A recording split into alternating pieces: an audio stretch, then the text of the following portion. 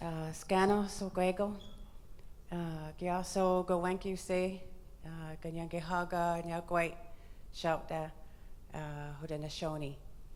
So what I said to you in the language that I know, which is the Cayuga language, and it's one of the 6 nations from the Haudenosaunee Confederacy. And I told you my Mohawk Bear Clan name, which is Gowenkiuse, and it means she's visiting.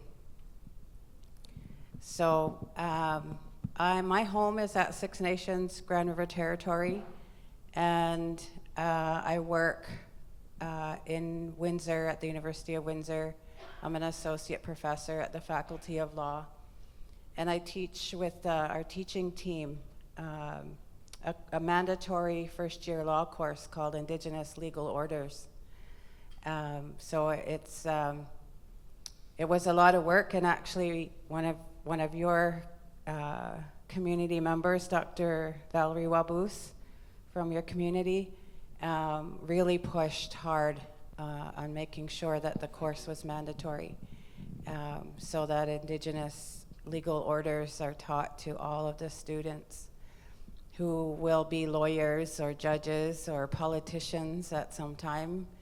And so they have that knowledge now, which is different than when I went to law school and I didn't learn anything about Indigenous laws or anything like that. That's how I grew up. I grew up in my community with Indigenous laws and raised traditionally as a longhouse person. And so we just finished our midwinter ceremonies, which is like 8 days long.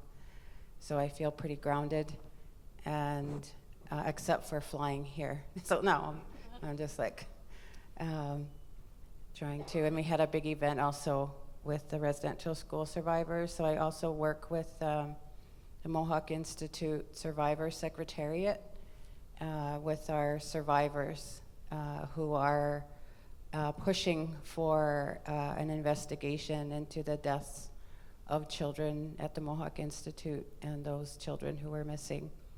So it's a lot of hard work, a lot of emotional work and good work.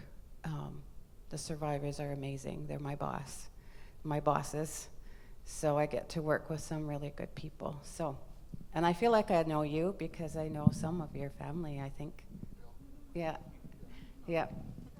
So yeah, I know his uncle because he's a survivor of and your dad? Oh, Bill's your dad. Yeah. Okay. See? Okay. Cousin. Okay. Thank you. Yeah. Thank you so much.